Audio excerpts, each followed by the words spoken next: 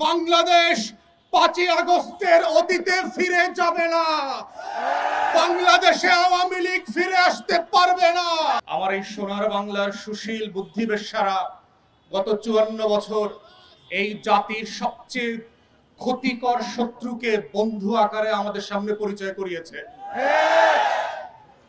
এবং এতবার বলেছে যে পৃথিবীর ইতিহাসের সমাজবিজ্ঞান রাষ্ট্রবিজ্ঞানে যে শত্রু সাপেক্ষে রাষ্ট্র হয়, আজাদির লড়াইটা যে শত্রু সাপেক্ষে হয়, প্রত্যেক রাষ্ট্রের নাগরিককে তার সময়ের ঐতিহাসিক পরম্পরার জগৎ শেঠ উমিচা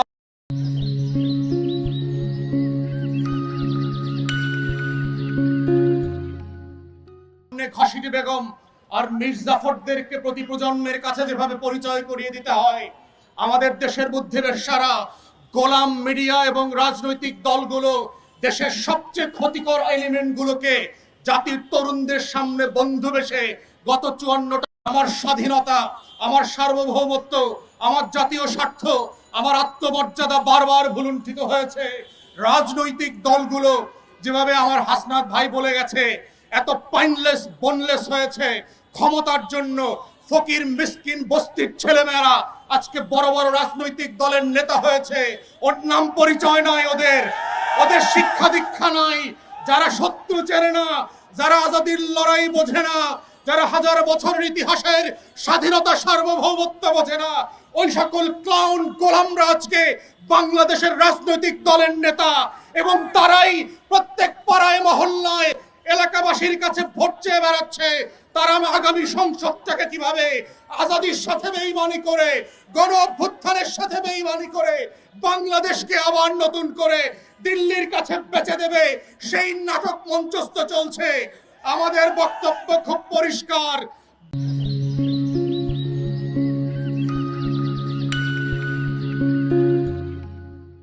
বাংলাদেশ 5ই আগস্টের অতীতে ফিরে যাবে না।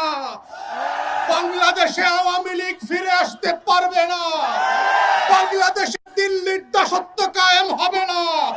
বাংলাদেশে কত সাংবাদিক সুশীলরা এদেশের আজাদির লড়াইকে দিল্লির কাছে বেচে দিতে পারবে না। এই বক্তব্য খুব পরিষ্কার। যারা বাংলাদেশের আনাচে কানাচে প্রান্তে ঘুরে বেড়ান নয়, যারা বাংলাদেশের অলিতে গলিতে টং দোকানে আজাদির আকাঙ্ক্ষা বোঝেন না, যারা ওসমান হাদির নামটা পর্যন্ত সুন্দর করে উচ্চারণ করতে পারেন না, যারা ইনকিলাব মঞ্চের নাম শোনেন নাই, তারা আগামী দিনের বাংলাদেশে অপ্রাসঙ্গিক হয়ে যাবেন। এবং এটাই হচ্ছে আগামী দিনের রাজনীতির মূল তত্ত্ব কথা। এটাই হচ্ছে আজাদির বাংলাদেশ, এটাই হচ্ছে বাংলাদেশ 2।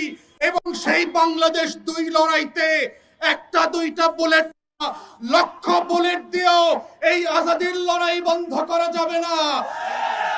আপনারা বারবার চেষ্টা করেছেন, হেফাজতের গণহত্যা হয়েছে, 1,64,000 বুলেট মেরেছিলেন। আওয়ামী লীগ ক্ষমতায় থাকতে পারে নাই।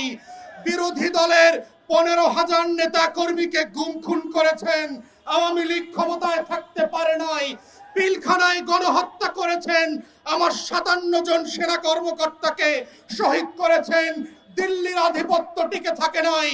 নির্বাচন ব্যবস্থা ধ্বংস করে দিয়েছেন। 16 বছর ধরে গোলাম গণমাধ্যম দিয়ে বাংলাদেশের আজাদির বিপক্ষে প্রত্যেক দিন তথ্য সন্ত্রাস করেছেন। আওয়ামী লীগ ক্ষমতায় থাকতে পারে নাই। পরিষ্কার বক্তব্য, বাংলাদেশের মাটির রং বোঝেন নাই, আজাদির রং চেনেন নাই। আওয়ামী লীগের পতাকার রং না, ওটা লাল সবুজের রং। ওটার জন্য লক্ষ লক্ষ মানুষ জীবন দেওয়ার জন্য যেমন প্রস্তুত আছে, আগামী দিনেও থাকবে। অতএব শত্রুরা সাবধান, লক্ষ বুলেট প্রস্তুত রাখতে পারেন। আমরাও লাল সবুজের পতাকা বুকে পেঁচিয়ে দিয়ে বাংলা লড়াই চালিয়ে যাব। শরীফ ওসমানদেরকে নতুন করে পাড়ায় মহল্লায় আবার পরিচিত করানো হবে এবং সেভাবেই প্রজন্ম থেকে প্রজন্ম ইনকিলাব জিন্দাবাদ হয়ে থাকবে। ইনকিলাব, ইনকিলাব।